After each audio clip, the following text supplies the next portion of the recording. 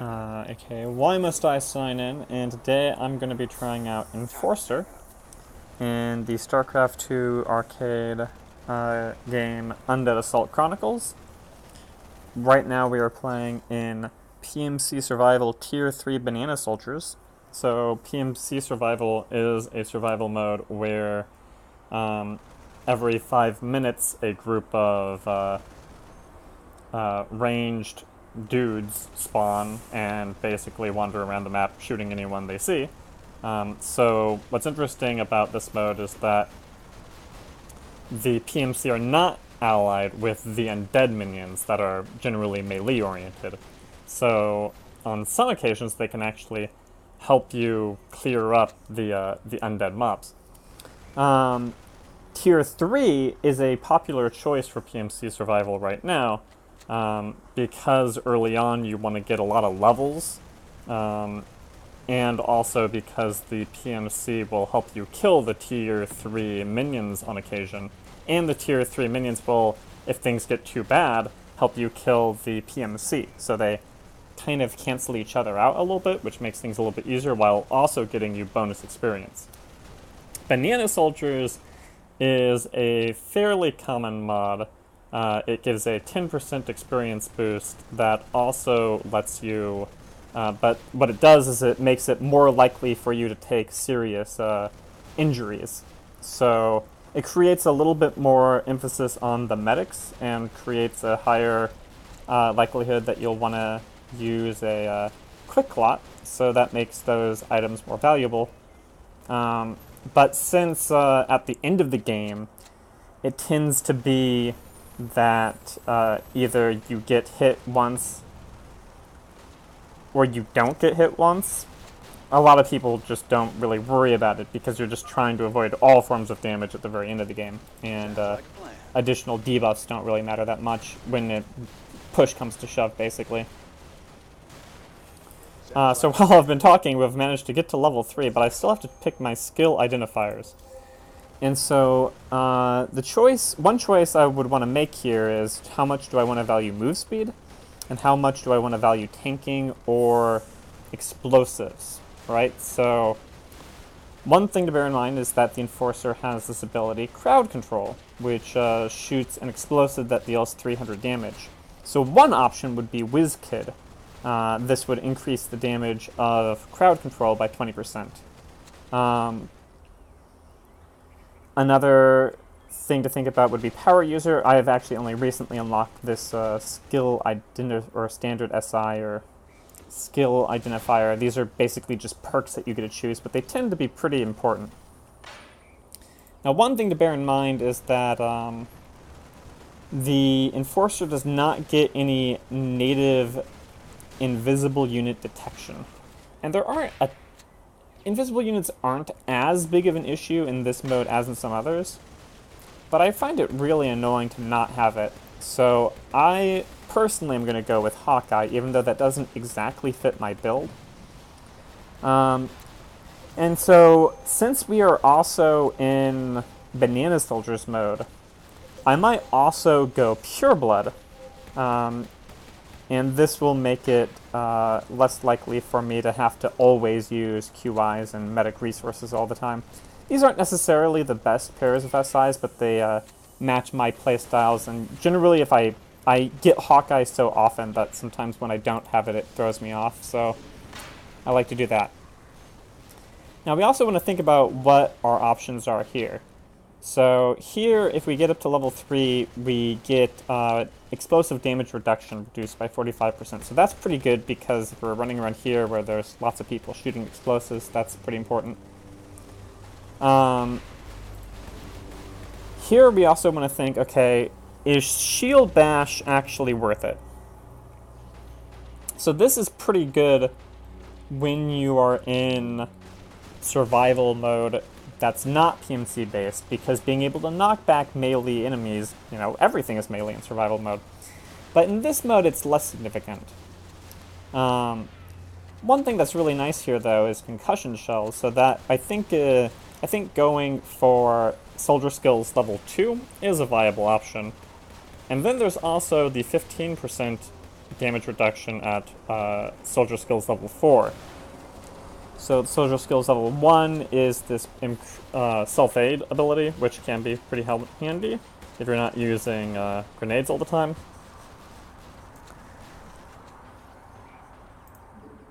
But we would also want to think, do we want Aura of Valor, which will increase the abilities of the entire group? And so since we're still early on in the game, getting Gas Mask, Blast Shield, and Aura of Valor seems like a pretty good build to start off with, especially because I've just kind of been standing here talking about the game for the last few minutes. So let's go ahead and do that, so you can see them pop up. So now I can run through smoke without being slowed, which is pretty important. I have 45% damage reduction against explosives, and I am making everyone else stronger, right? So I could probably test this out. Is there a flare anywhere?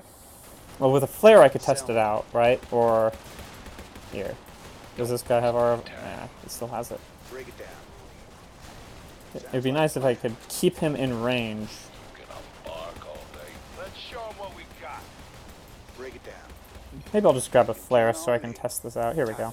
It's kind of a waste. And actually people would get annoyed if I flared the base right now. In PMC mode.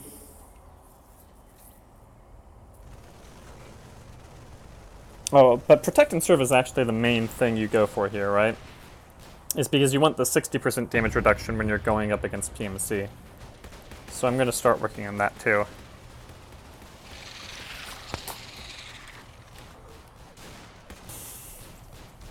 Right, so if I was really heavy tanking the PMC, I would want level 4 Protect and Serve, and then I'd start going into other stuff.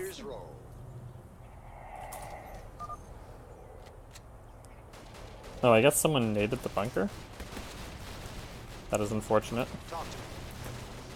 Oh, so he flared up there. Okay, so is he... Protect and Serve. Oh, he's not standing in the flare anymore.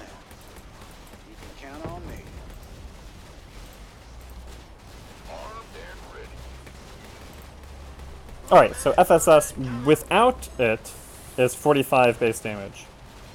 What's up?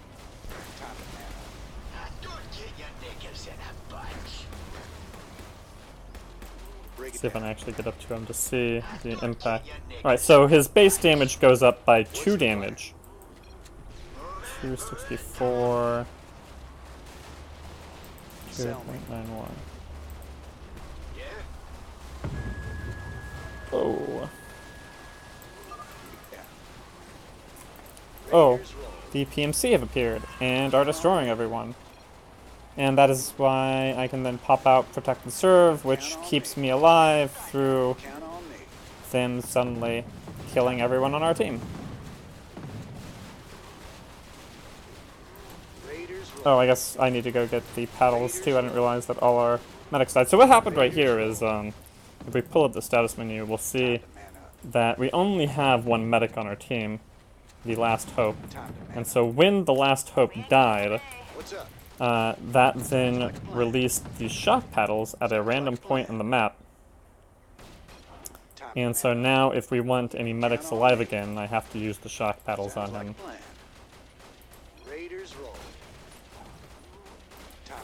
So I'm going to go ahead and do that, even though I do have to be careful because we don't want him to die immediately to this PMC spawning over here. And this is the only shock paddles we're going to get this game, so if he dies again, we're pretty much out. Sounds like a plan. Raiders roll. Time to man up. Time to man up. You can count on me. So he shoots me a bit, but then I win. And the PMC basically do a lot of damage, which is why you need to have someone ready to go tank them. You can count on me. Sounds like a plan. Raiders roll. Okay, so he is 400 HP.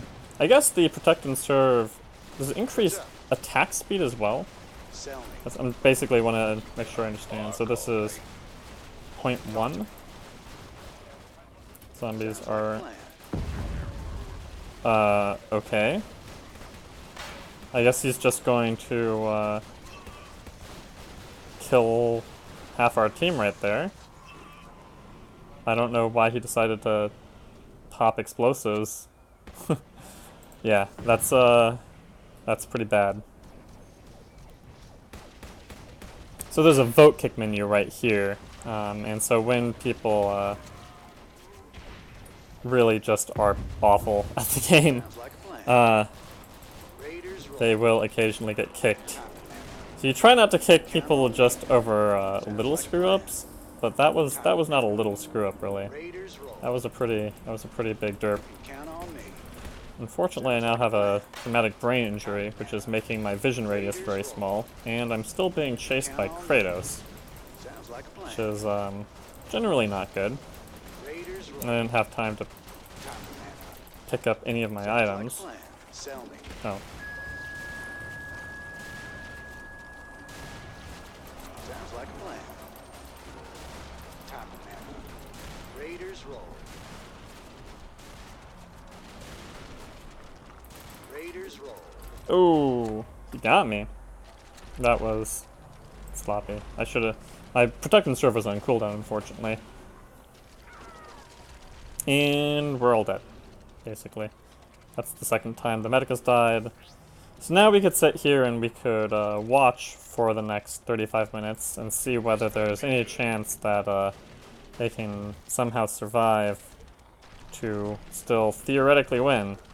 But considering we are now down to a javelin gunner and a SDM, these are not necessarily the best classes for surviving for 35 minutes.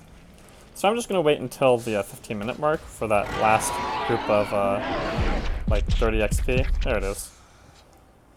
And we're going to call it there, because this game is totally dead. And so what happened here,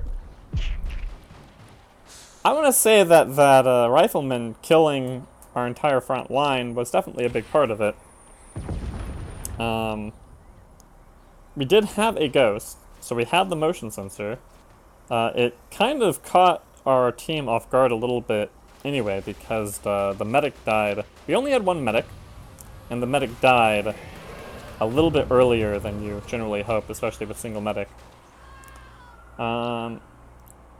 So I'm not sure why we lost other than Negro throwing a little bit.